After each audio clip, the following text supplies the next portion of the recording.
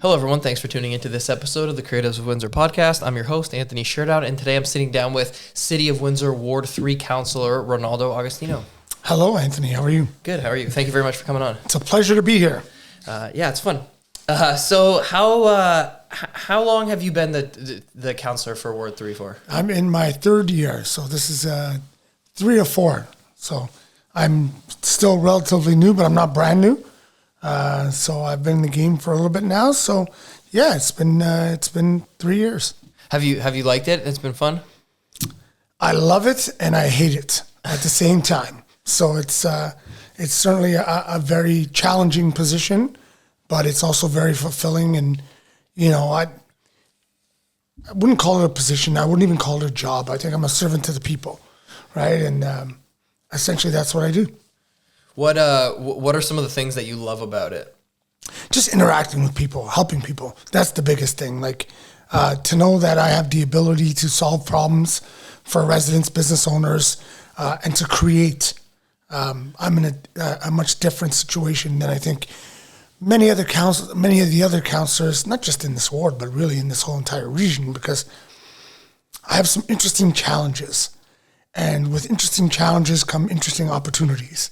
So I've got a real big chance to make a difference, and I look at that as a very positive thing. What are some of the biggest challenges that you've been dealing with over the last 3 years, would you say? Oh, no question about it. It's, perception, mental health, addictions, homelessness. Those are the big ones, for sure. Okay. And how have you, what have you done to help combat those things, and what are you planning to do? Well, it's a day-to-day thing. It's really a lot of it is explaining to people and showing people that there's different ways of doing things, showing people that your perception of the situation may be a little bit different than what the reality is. I work very closely with the shelters. We're obviously trying to relocate the mission. We created a huge program called Strengthen the Core, which has been phenomenal for the revitalization of downtown, and really just learning on the go, making mistakes, adjusting. Those are the big things. Like there's no playbook, right? Nobody's figured this out. So it's just grinding, constantly grinding. Yeah, it is a big problem, I think, across all of North America, right? And it seems like nobody has really figured it out. And just trying different things. And I think our downtown, our city is trying just as hard, if not harder, in so many other ways than other places, because I don't mind putting in the work, right? And I'm not afraid to fall down. I'm not afraid to misstep. I'm not trying to protect some image or some ideology that I came into this with. That's not what it's about. It's about trying to help people, trying to make things better, trying to help people that are suffering from some of these issues, but also trying to help the people that live in the homes, the people that work in the businesses, right? I'm not stuck on one view of it. I want to try everything, and a lot of the things we've done have been interestingly successful, and we learn from those wins, but we also learn from the losses. Yeah, for sure. What is your clean team? What is that about?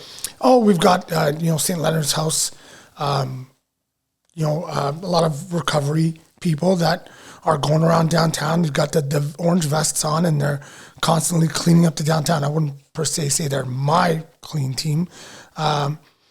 But, we work with St. Leonard's House, we work with the Downtown Windsor Business Improvement Association, and we have people constantly out there cleaning up the downtown, picking up the garbage, getting the litter, working around the different areas where the shelters are. So that's one of the things that people say that they've noticed the most, is that it's cleaner downtown. You're seeing a lot, the cleanliness issue isn't as bad as it used to be, and that's something that, we intentionally wanted to do, and it seems like so far, knock on wood, people are noticing. Yeah, no, that's great, for sure. We can, so you're on so many different boards, TWEPI, the Downtown BIA, right? Just joined another one too, community housing. Okay, and do you think being on all those boards and a part of all those different, I guess, meetings and groups of people, does that help you run your ward? Oh, absolutely. Like it's one of those things when I decided I was going to do this, it's either all in or all out. And I wanted to go all in, and I continue to want to go all in. And part of going all in is making sure that, I'm sticking my nose into everything I possibly can to help the residents and the business owners and the people of Ward 3. Community housing is one that I regret not being able to get into from the beginning. So, when Councillor Costante stepped down, I saw the opportunity to get into that one. And I jumped in right away because, housing is a big thing. Figuring out the housing situation is a big thing, and I want to be on the front lines. I want to be there for these conversations. I want to be able to represent the city and represent, my people in these conversations. But I want to put in the work. I want to figure it out. What's the problem? Let's just figure it out. Yeah. What's your role on a board like TWEPI, for example? What does that entail? So with TWEPI, I'm the vice chair. Okay. So I'm very heavily involved with TWEPI. I also do a lot of events across the city, and I get a lot of support from TWEPI with those, by being part of this. So whether it's working with the Lions, whether it was doing the NFL draft stuff, whether it's doing concerts in downtown core, TWEPI is involved in a lot of stuff, and they're big supporters. But I also work with TWEPI out in the region, right? Whether we're at the wineries or any of the other stuff that TWEPI supports. And then, when the chair can't be there, I put in the work, read the notes, and chair the meetings. So it's a great organization, and, working with Gordon and Jason Toner and those guys has been phenomenal. You see a lot. Things look a lot different when you're working on the inside. It's easy to they call it the man in the arena. It's easy to sit in the cheap seats and criticize, but what an incredible organization TWEPI is, and I've come to learn a lot working with them and being part of that team. Everything I see that TWEPI puts out is first class, and I'm glad I'm part of it. Yeah, no, they do a lot of great stuff. Where does their funding come from? Is it provincial, or is it municipal? There's a couple actual sources. So there's a mat tax, which is a big one. So basically, when you rent a hotel room, we're working on a few different places, but let's just say, in particular, rent a hotel room downtown, there's a tax that's put on, I think it's 6% now, and part of that goes to the municipality, and the other part of that goes to fund TWEPI. Oh, cool. So a lot of the TWEPI's funding is coming from tourism, and that's important. It's important to fund organizations that are putting in that work, and now we're looking at expanding in other cities across the region, whether it's Leamington, Kingsville, LaSalle, other areas, and those conversations continue. Yeah, that's great. That's very interesting to hear. The downtown farmers market, that's been a huge success, right? Always is, yeah. Are you guys looking to do anything different with that, grow it, or are you keeping it the same? Well, it's interesting. Those conversations has begun. Steve Green, who's from Steve Green Meats, is a phenomenal leader when it comes to the downtown Windsor Farmers Market, and really we put a lot on his shoulders for what the future is going to be. But we also have our own conversations within the BIA, and I think we're going to meet over the next few weeks in regards to what the 2026 downtown Windsor Farmers Market is going to look like, because I think there is opportunity for growth. But the team will sit down and really put that together. But it's just, it's one of those things that people absolutely love to come downtown on a Saturday morning, walk the streets of downtown. There's no issues. Everybody feels safe. Everything's great. And get some good products, right? It's the best in the region, whether you're looking for wine, craft beer, vegetables, baked goods, trinkets, jewelry, it's all there. Fresh honey, it's all there. It's one of those things that I think the community really rallies around and enjoys. And it's probably top 3 brands of downtown that people, continuously talk about is the downtown farmers market. So there's always room to grow. But, I think there's going to be some interesting things happening in that area when it comes to housing over the next few years. So I think, the direction in which we do grow will be an interesting conversation. Yeah, no, it is a great event. It seems like it's growing and getting bigger, and that's always good for stuff like that. And it definitely helps bring a lot of people downtown. People look forward to it. When does it start again? In May? I think we start in April next year. Okay. And it runs to the end of October. I think we're running one extra week next year, just because the dates align that way. But, it's always weather is an issue. But I think knock on wood, we got lucky almost every weekend this year. Maybe there was one farmer's market that got rained out totally, but other than that, we got lucky this year. Yeah, no, that's great. I as a wedding photographer, I don't get to go very often, but when I do have a Saturday off, I like to head down there to start, kick the weekend off. Is always nice. And it's a great walk. It's a great walk. You walk around downtown. The sun is usually shining. Weather's usually beautiful. It's great to just walk around downtown, and you don't have to buy a lot. You're not required to buy anything, right? But it's just a little cool thing, and the street's closed, and there's lots of people, and there's food if you're hungry. Like, it's just a fun thing to do. Yeah, and it helps support all local, 100% local. 100% local. And then our Good Greens program, where we buy back some of the vegetables and stuff that are not used, and that's an award that won a big award this year. So we really leave no stone unturned when it comes to that. And again, Steve and the rest of the team there, the BIA, phenomenal work, phenomenal. Do you have a big hand in all events or concerts that were to happen at the Downtown Festival Plaza?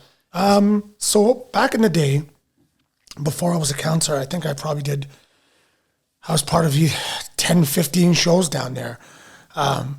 So whether it's an event that's happening in the downtown core, most of the ones downtown are all BIA events, and those are ones that I do have a big hand in, just because that's, from my nature.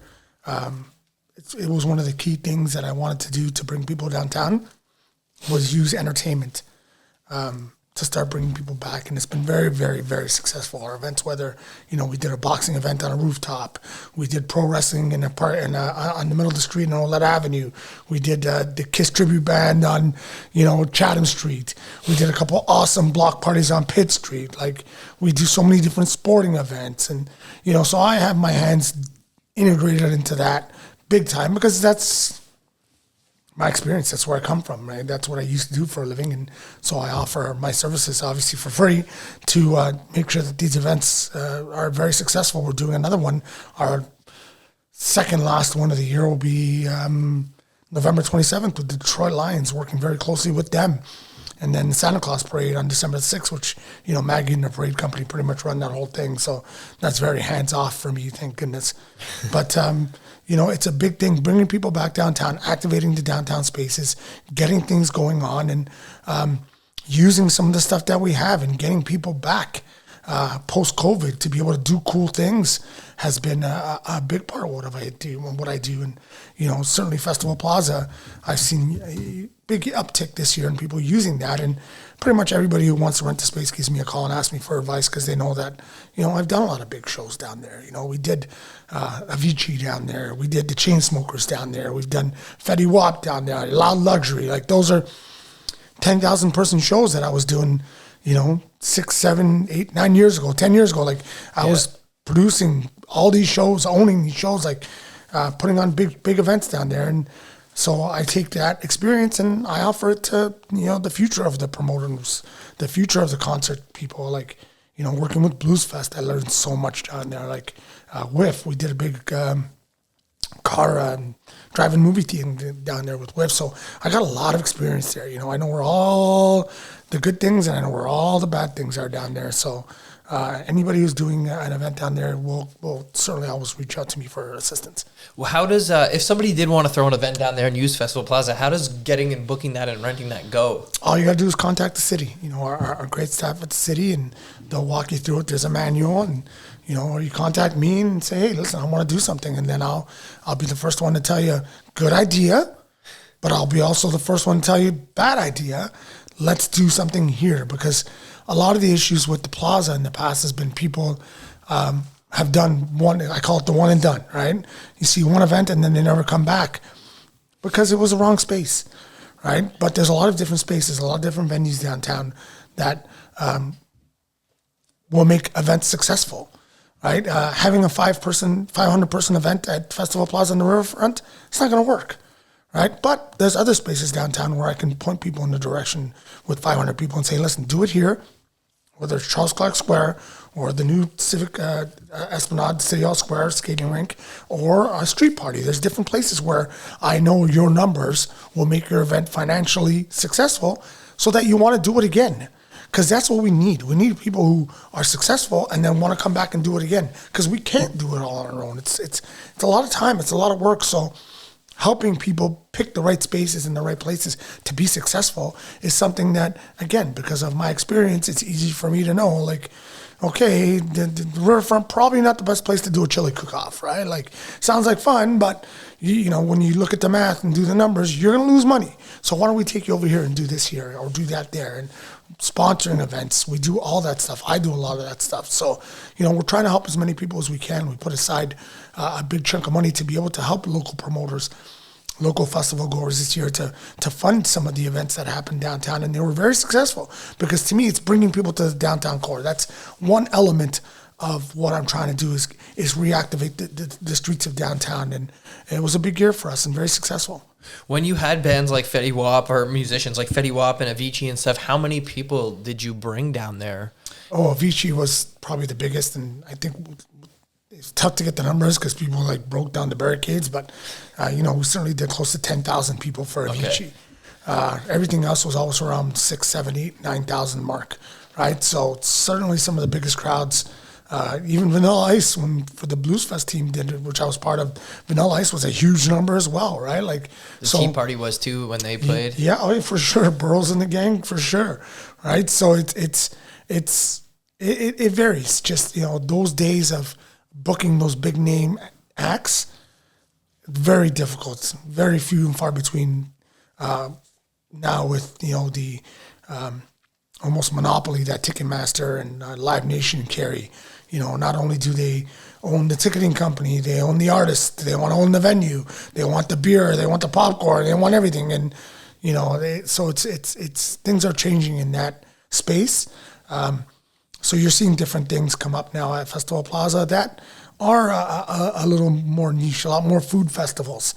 We did a great car show down there this year, 2 car shows. One was phenomenal.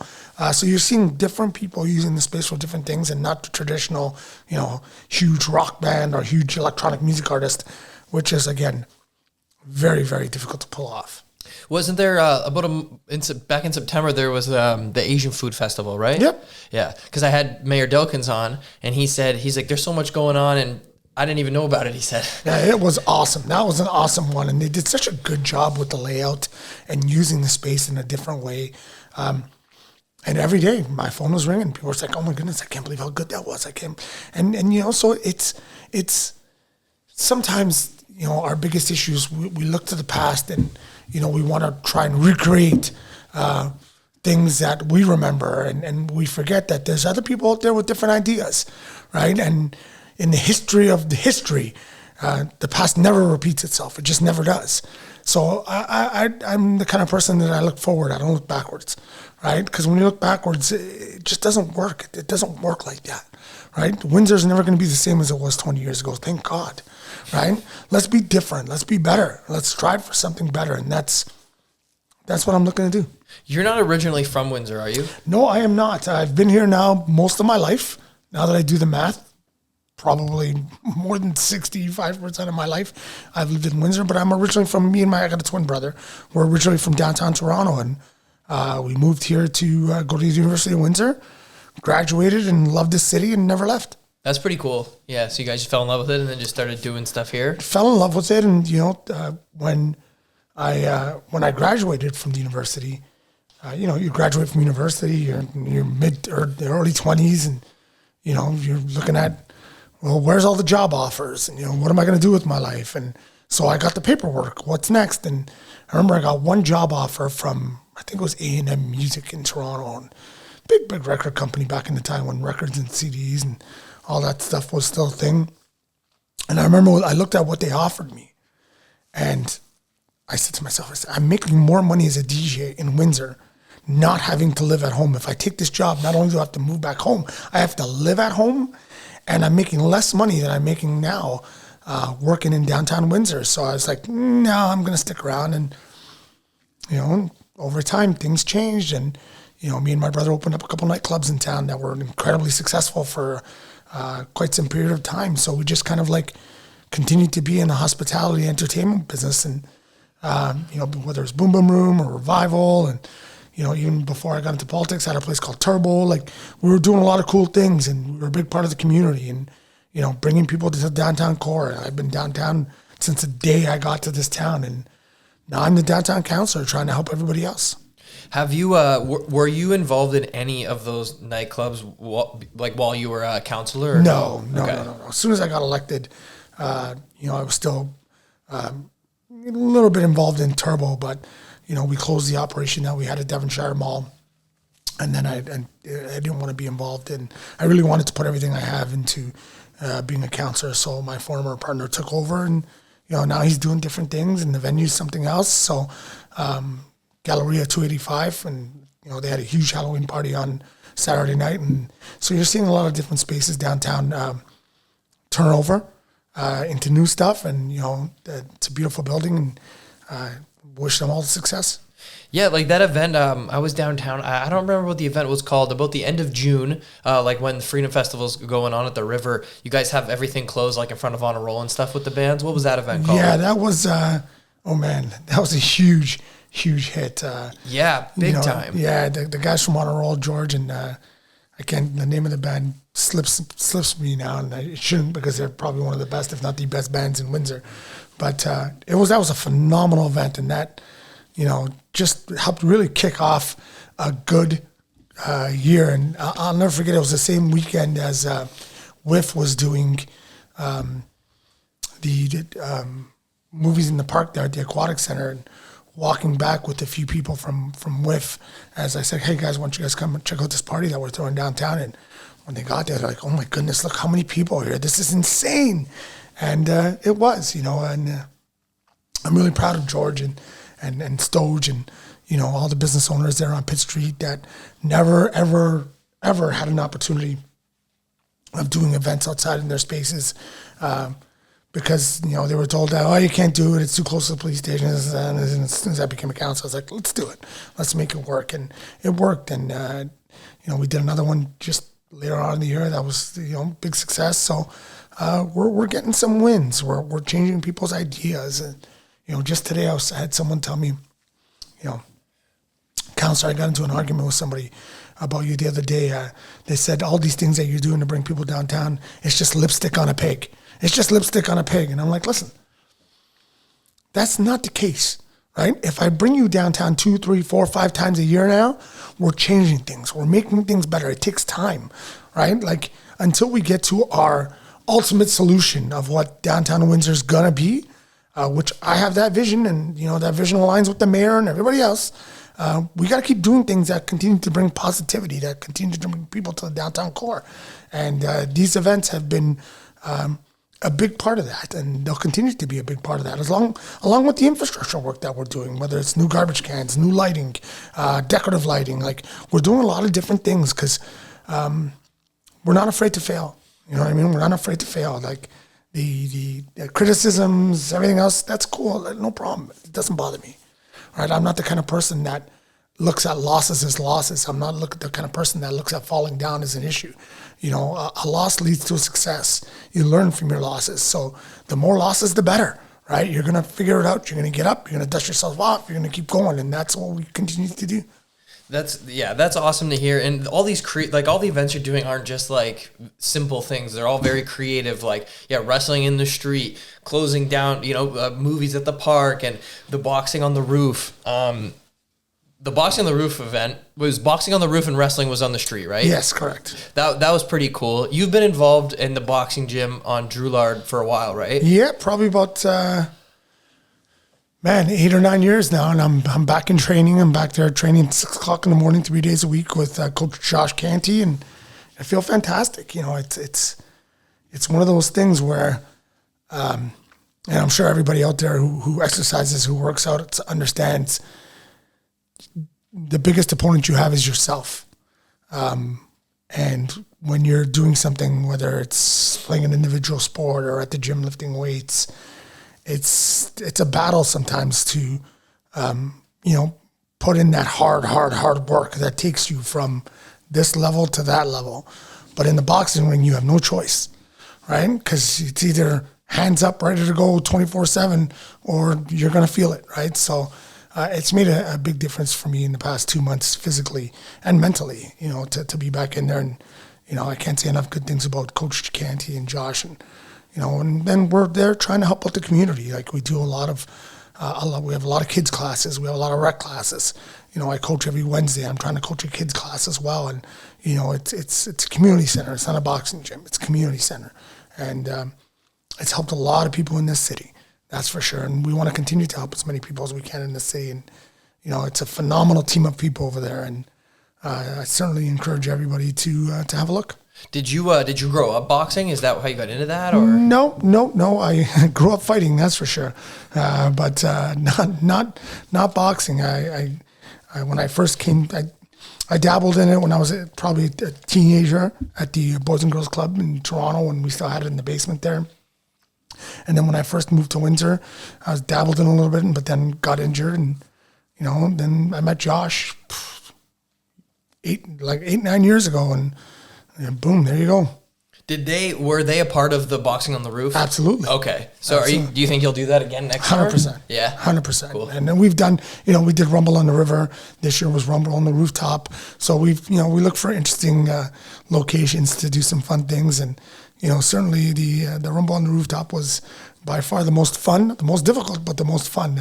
It rained an hour before the fights, and the ring got soaked. And, thank God some of our team members are in the business of vacuuming stuff, and Nabil showed up with his suction machines, and we got it all cleaned up and ready to go, because it's a big deal. It's a serious thing, and we have serious fighters that were on that card. Josh's daughter Rosalind, the national champ, was on that card, and the last thing you need is someone to get hurt in there because the ring is wet or things aren't done right. So we worked hard to pull that off, and again, it was the talk of the town for a week, but today's news is tomorrow's fish wrap. So we always have something coming up next. There's always something coming up next.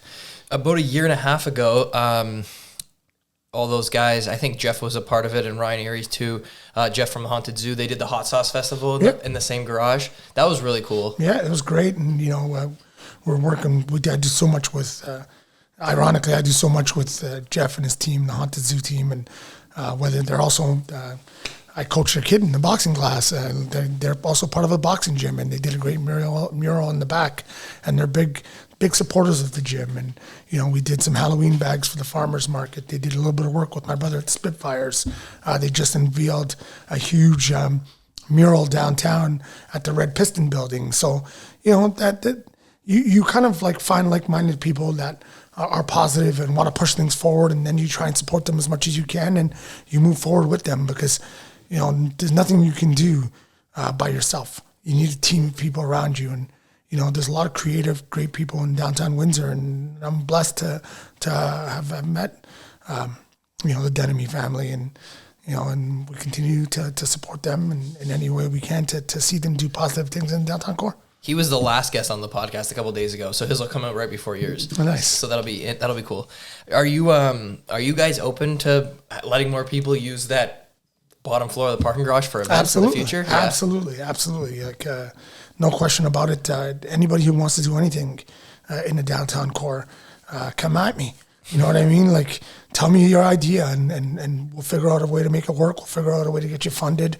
We'll figure out a way to host a great event that's going to bring people to the downtown core, and whether it's associated with the farmers market or with something else that's happening in downtown Windsor, let's go. Let's make it happen. We got our brand new City Hall Square that just opened, and there's going to be a skating rink there in the next few weeks. That's going to be another great activation to the downtown, and that's infrastructure that's not going anywhere, right? So there's so many great things in downtown Windsor.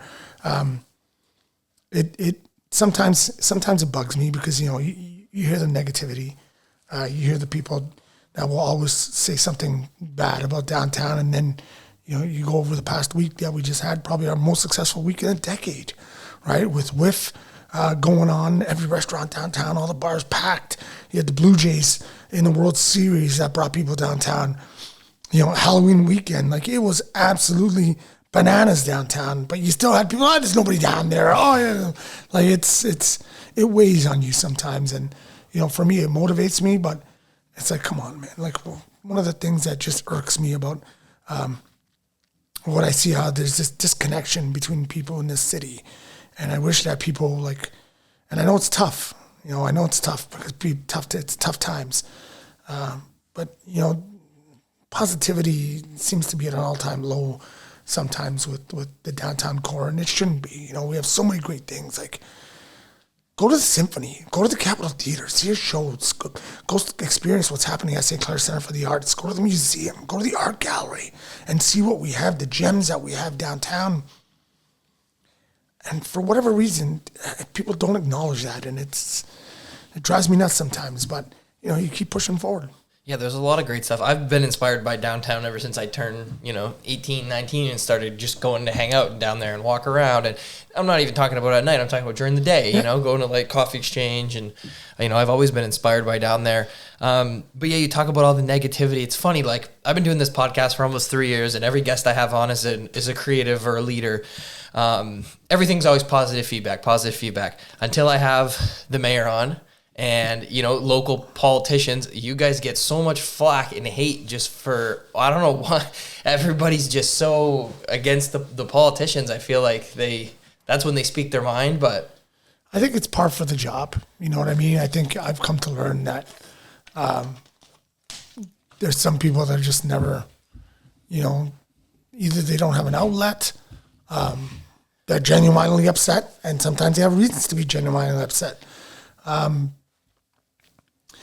But it's okay to be upset, right? It's okay to be angry with the way things are going. But what's not okay is not doing anything about it, right? And that's what I tell people, and that's what I challenge people with. Okay, you're angry. What are you going to do about it? What are you going to do? Like, what are you going to do? If your solution to being upset is to blame me or blame somebody else and not do anything about it, I can't help you, right?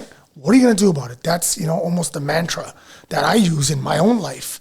When I see something I don't like it, I don't sit there and pick up the phone and complain about it. I don't call somebody and say, this is wrong, do something. No, I look at myself and I say, what am I going to do about this, right? How am I going to fix this? How am I going to solve this problem? And that's the opportunity with the job, is I get to do that, right? But even if I'm not the city councilor and it's an issue in my personal life or something like that, it's like I ask myself the same question. All right, you're in a jam. What are you going to do about it? Because sitting around being upset about it, it's not going to solve any problems for you. Yeah, it's true. And like anybody who's ever been successful in their life, I think that they have that same outlook, right? And they feel the same way. Yeah, well, and that's the thing, like, you learn from your experiences, and this is what I tell my kid, I tell young people all the time, like, again, I go back to not being afraid to fail, not being afraid to do new things, not being afraid to step out of your comfort zone, right? Don't be afraid to do that. That's part of life. That's the fun stuff, like to be able to step into something and say, you know what? I'm ready to take on a new challenge. I'm ready to do something different. I'm ready to try. I'm ready to succeed, but I'm also ready to fail because I want to learn. And that's how champions are made, right? That's how winning is done, right? You push forward, you push forward, you push forward, you push forward, and that's what I try and tell people, because that's what I've had to do my entire life, right? And by no means will I sit here and say I'm the most successful person in the world, but certainly from where I started to where I am right now, I'm pretty happy about it. Yeah, that's great. The new, I want to go back to something we talked about a minute ago, the new ice rink that's going to be at City Hall. Is that going to be similar setup to how it used to be across the street at Charles Clark? Or? No. It's going to be much more efficient, much prettier, much bigger, and hopefully much faster, as I'm a skater and a hockey player. But it's the setup is beautiful. Like it's a world-class ice rink.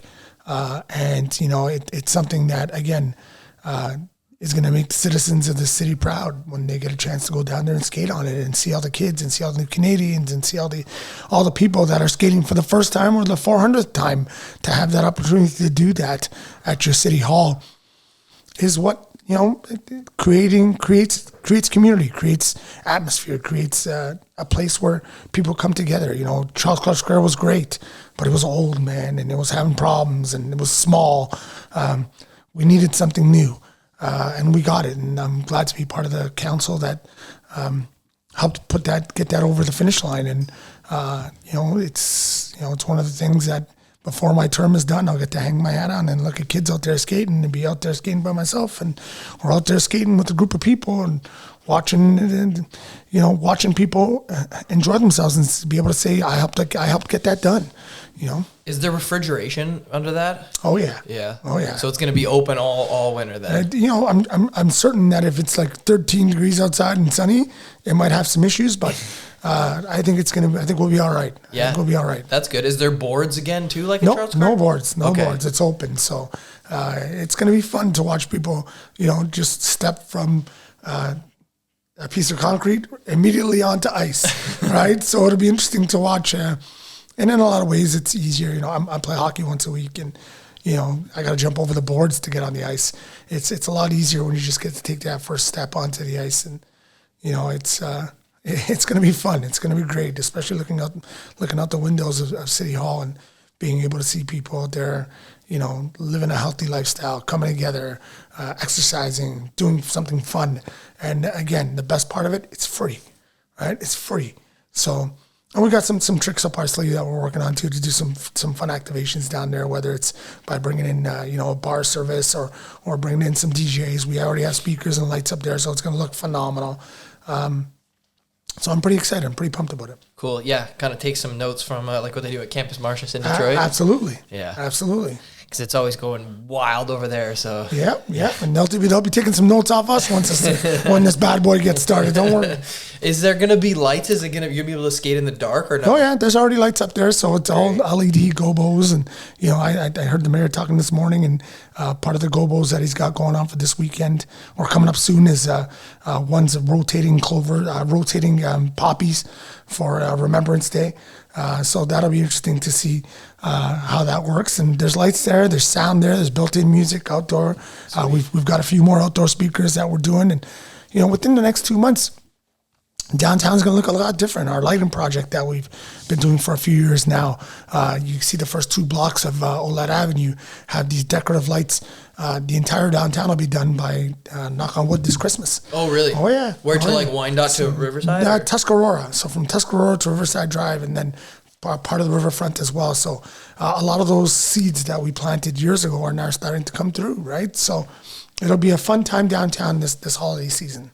That's cool, and it's going to be on both sides of the street. Yep. Because it started on the west side, like across from Loose Goose was like the first block, right? Yeah. So those first 2 blocks were kind of like our little test pilot, where we put 2 different types of lights, string lights and then the globes, and we wanted to see what the reaction from people were, and we wanted to see, how they survived the seasons and what the issues. So we've kind of figured everything out now. So.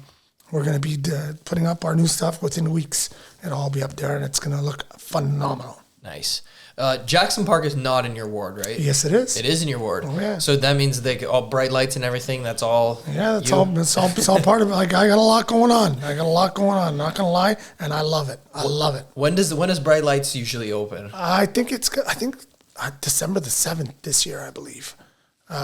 Just the day after the Santa Claus parade, which is December the 6th.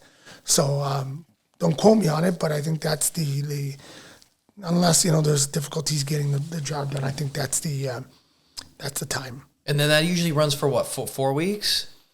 Usually until maybe the second week of January. Okay. It runs, and again, another phenomenal event that's totally free for families, kids, people to enjoy. And now there's going to be this connection between downtown and Jackson Park, which I consider to be downtown. Like, one of the things that another one of the things that irks me is, we look at our downtown as such a small section, like downtown is really the entire ward. So, to me, Jackson Park is just as downtown is. So, you got a lot of businesses up there, and there's a lot of connections, and we continue to make more connections as we continue to grow. Bright Lights has been great. I've always been a fan. We go at least twice a year, and, every year it's grown and gotten bigger, right? You guys have been investing a little bit more in it. Is there going to be more new stuff this year? Yeah, not only is there new stuff every year, there's going to be a point in time where I think, and I don't think it's anytime soon, but I do think that it's coming where we're actually going to probably move Bright Lights down to City Hall and where that corridor is, and then maybe parts of the riverfront. So Bright Light's got a bright future ahead of it, no pun intended. But, it's been phenomenal at Jackson Park. And like I said, nobody get excited.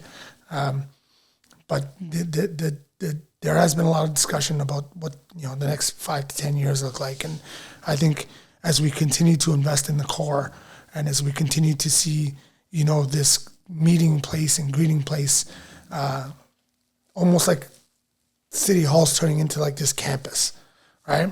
And again, you see Campus Martius. It's not something that other cities haven't done. You see the direction we're going in. It's pretty easy to put 2 and 2 together, and I see that happening, within the next decade for sure. Where the work that we're trying to do in that part of the downtown core comes to fruition, and also as someone who has been a big part of hospitality and venues and that stuff, sometimes you need to change spaces. Sometimes people like to see a new ride at the park, right? Like you got to do something different every couple of years because, the pony can only last so long. So I see that coming one day, but we're not going to rush it. Certainly not while I'm on council. I'm not going to advocate to push something to somewhere that's not ready for it yet. Yeah. And there's been a lot of investment put into Jackson Park to be able to sustain what happens there. So, but, I certainly do have my eyes on the future, right? And when I look at the future of downtown and the certain spaces and places that we're creating and really nurturing at this point are going to lead to bigger and better things. Yeah, that event has gone by so fast. I still feel like it's brand new, and this is probably, the 7th year? Yeah, probably around 6-7 years it's been now. And, every year it gets bigger and bigger and bigger and more people and different activations. I loved seeing the bar, the little chalet that Windsor Eats did there last year. And that was a lot of fun, having that space in there. And, I'm sure there'll be some component of that back this year again too. But, every year you see these different cool things and, it's fun. It's fun. It's so important to a community to bring people together, to create that atmosphere where the energy is there, where people are feeding off one another and having a good time. Because who wants to sit in their basement the entire time? Like, a lot of people don't have the money to go out there these days and pay for entertainment, whether it's for themselves, as a couple, as a family. It's tough times. So as a city, when you can provide this type of stuff and it's free, it's a no-brainer. And so many of them have been such a great success, like all the ones we just mentioned downtown. Open Streets is a huge success, and look how busy WIF is this year. It's fantastic. Yeah, there's so much positivity going on. There's so many great things going on. And again, I am so blessed to have my fingers in a little bit of it, right? And some of it, a lot of it, but I'm blessed to be a part of everything. And I was a part of a lot of things before I was even a councillor. Like, I've been on the WIF team for a long, long time before I was a councillor. So I've got a lot of great connections, and it's kind of like, it was perfect timing, perfect timing for me to kind of slide in where I slid in. Because not only did I have the advocacy and the ideas, but I also had the relationships built in with a lot of different people, including councillors, including city staff and administration. I'd worked with so many of them for so long that I already had those relationships built in before I became the city councillor. So I was able to get in the ground running because I knew who to go to and who to talk to and what needed to be done. And so, the mayor says all the time, like, this guy's got a lot of ideas. We just got to figure out how to pay for it. And that's, where I'm learning that as a councillor, that there's certain things that we can and we can't do. And I know that there's a lot of people that want to see all these things happen, but there's a cost to everything. And, the city doesn't have money. The city controls the people's money. And so I try and be as cognizant as that I can. Like, I'm one of 11 people that, decides where $1 billion gets spent in this town. And that's a big responsibility as well. For sure. With the Lions, so what are you doing with them this year? Are you doing something again, right? Yep. So we did, we did the NFL draft, which we worked with the NFL Canada, the NFL itself, and Detroit Lions on that last year. And then we also worked on the NFL, the Lions did a drone show in Windsor last year, which was another phenomenal success. And this year they came to us and said, hey, we want to do a tailgate party on U.S. Thanksgiving, and we want to do it in Windsor. So obviously, for me, it's like, here we go, 300 block of downtown Windsor. We're going to put up a giant screen. We're going to have flags down there. We're going to do all the setup this week. Hopefully, knock on wood, we're going to have everything in. And essentially what we're going to be doing is we're going to be doing a giant outdoor tailgate party for Lions fans to come downtown, watch the game on the big screens. And if they're going to Detroit, that's cool. And if they don't want to go and they want to stay in Windsor, they can stay in Windsor. But, it's an officially sanctioned event. And, probably talked to the Lions 3 times today. So it's not only doing fun things for people, and it's free again. But for me, I'm also very, very aware of being able to hitch the wagon of downtown Windsor to big brands, like the NFL, Detroit Lions. It's top 10 brands in the world. Yeah. You know what I mean? There's downtowns, there's cities that would pay to be able to say, you know what, we have an association with the NFL, and we don't pay. The Lions are paying, and so it's great to have those relationships. With the Lions, especially with the Lions. Like, they have been such great community partners to work with and such great people. And, they love it here. And, even when they were here for the press conference at Lefties, that went a little bit sideways. They couldn't help, as we're walking back to the cars, walking back to their cars in the parking garage, they couldn't help but and say how much they love Canada and how Canadians are so friendly and how every time they come over here, it's like bizarro world because people are nice. You know what I mean? They're like, oh my God, everyone here is so nice. Everyone was so nice to us. And they treat us like we're celebrities. Like, and it's nice to hear that because Canadians are friendly, great people. And it's nice to see that even though during these tough times with tensions at the border, that we still have those built-in relationships with, people like the Detroit Lions and their team. And, again, it's hitch the wagon to the brand and keep doing cool, fun things to bring people downtown until we have all the puzzle pieces put in place to be able to say, okay, this is where we're going. And that direction for me is, always been since, I campaigned was to not look at downtown Windsor and say, I'm going to bring it back to what it used to be. That's not it. There's no answer there. It's not going to happen. The future of downtown is really to turn it into the most vibrant neighborhood in the country. And getting more people living downtown is the key to the issues of the downtown core. Put another 5,000 people down there, problem solved, and we're well on our way. We have some big announcements coming soon when it comes to housing solutions made for Windsor and a couple of the big EOIs that we're working through in the downtown core, Karen Avenue, Pelisher. People are going to see that shovels are going to be hitting the ground, and you're going to see a significant change. And downtown can no longer be a place. No downtowns across North America, across North America, can be the place that they used to be, where you came in to visit. You had to go downtown for a reason. 20 years ago, there was reasons that you had to go downtown, whether it was get your passport done, go to shows, go to bars, go to nightclubs, go to restaurants. Everything was always in downtowns. That has changed. Those days have changed, right? Now there's bars, restaurants, nightclubs. You can get your stuff online. You don't have to go to downtown, right? So turning downtown into a neighborhood with the vibrancy and the location and the riverfront is key, because once we get some of those residential projects done, and some are in the works, we see the Canada building, we see the securities building, hopefully there's news coming soon on the Westcourt building. We see a lot of these empty buildings downtown that are poised to be converted into residential towers or in the works of doing that. And then brand new announcements of new ones that are going to be built. That's not gonna come in lightly. That's going to come in with significant change and bringing those people down there. That's when you're going to get your mom and pop grocery stores. That's when you're going to get a hardware store. That's when you're going to get the return of the shoe stores and some of those boutique retail stuff that you see in other parts of the city like Walkerville, right? That's when you're going to get that in downtown.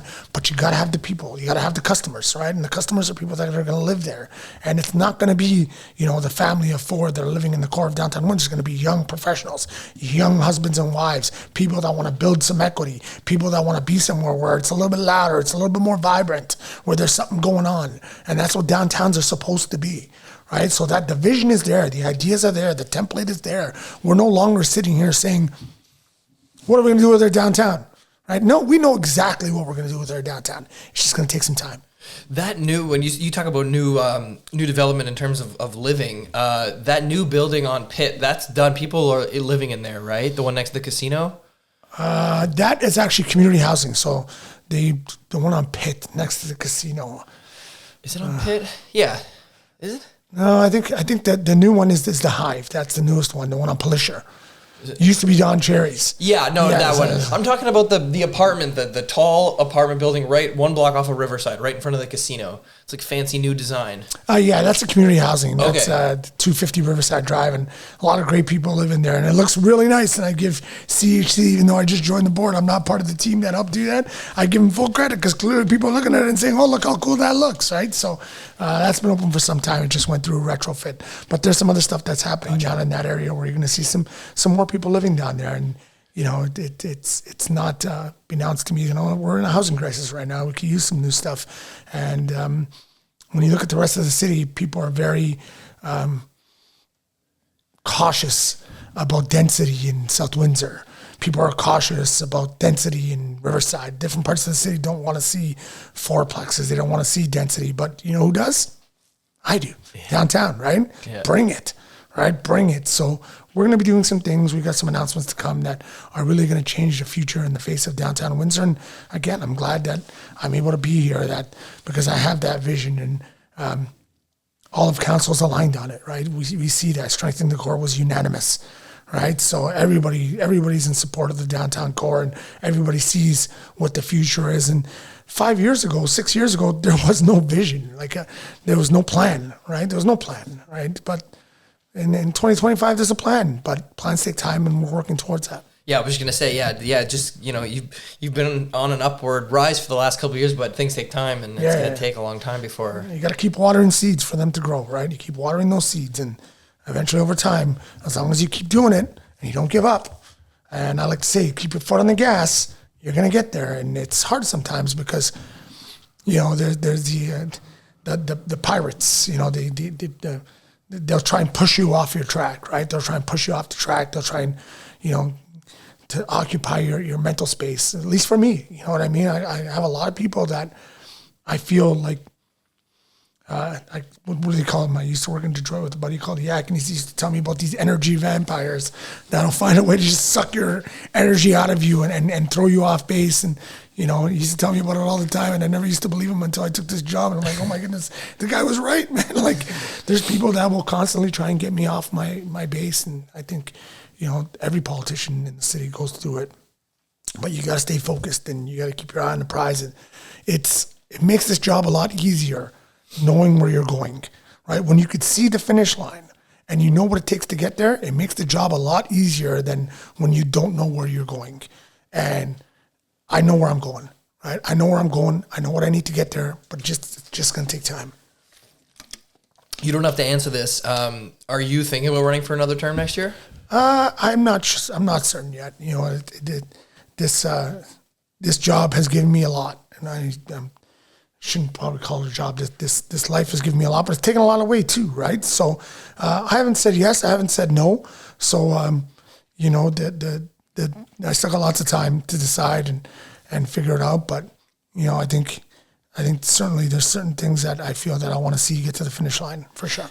I think for you need to do what's right for yourself personally, but it would definitely be a benefit to our downtown to have you there for another 4 years. I appreciate that. Thank you. What you did in the first 4, you can probably do twice as much in the second 4, right? If I do, that's the plan. Yeah. Right, that's the plan. So you learn every year, you get better, and every year you find different ways to get things done. And people will say, or people have said, how do you judge as a politician? How do you judge yourself? How do you judge your successes? How do you judge your wins, your losses, whatever you want to call it? And I think back and I say to myself, I don't think I lost a vote. You know what I mean? I don't think anything that I've ever put forward has been shot down. I've always figured a way to make things better, to try and not just for myself, but to try and help other parts of the city too, and help other people, right? And be positive and be forward looking, and just I'm at the office every day. I'm in the mayor's office every day. I'm knocking on the door, asking for stuff, trying to get advice, figure stuff out, and and if I need something, I know where to find it, right? And I'm not afraid to ask, and I try my best with it because that's what I promised the people I would do. Yeah, you seem to be at everything, everywhere. A lot. Angelo's around a lot too. Yeah. But you're everywhere, every day. That's good though. You know, that's why people. Yeah, well, that's why I took the gym. job, right? Yeah. That's why I took the job, and trust me, leadership has its price. You know what I mean? There's no question about it. It's certainly affected my personal life in many ways, but you know, this is what I want to do, and this is what I challenge myself to do, and I'm happy with it. You know, if I look back and if I do throw in the towel, and I look back and I say, did I make a difference? Hell yeah, I made a difference. You know what I mean? So we'll see, but that's, you know, I have no regrets. That's for sure. That's good. I think that's a great place to end it. Typically at this point, I would ask the person to plug their things, but I guess for you, it's just go downtown and go to the events. Yeah, for sure. Just come check out the downtown. You know what I mean? Don't listen to the haters that'll tell you you got this and you got that. And yeah, you know, I get it. Every single thing we do is always going to be overshadowed by the mental health and addictions crisis. I get it. You know, I'm prepared to live with that and push forward because, you know, that's not going to change for the foreseeable future. And until, you know, other levels of government step up and say, hey, you know, we're going to do something different. It's a very challenging for us to do that because it's not in our control. You know what I mean? It's not in our control. I can't build a wall around Windsor and stop people from coming here, right? I can't physically go and take drugs away from people. It's not something I can do or any politician could do. Like, it doesn't work like that. Yeah. But what I can do is focus on things that I can achieve. And that's something that, you know, I really spend a lot of time thinking about when I get into these spaces where, you know, it becomes almost a dead end. I say to myself, is this something that I can do, right? Is this something that I can make a difference in? Because the more time I focus my attention on things that I can't change, the less I'm changing the things that I can change. So I spend a lot of time thinking about that. And I don't bury my head in the sand when it comes to certain difficult things, but I do, after a certain point, take a look and say to myself, okay, how much more time am I going to put into this, or is this someone else's job? And should I point that direction to somebody else who should be doing this, not me? And me focus on what I should be doing, because that's what the people need me to do, right? So, yeah, no, that makes 100% sense. But thank you very much for coming on. Anytime, buddy. That was a great chat. Thank you very much. Thank you. Yeah, thanks for listening, everybody. Awesome. Thanks for the sticker. Exactly an hour. That was great. I made it. Yeah, thanks. You didn't have to stop either. Nope.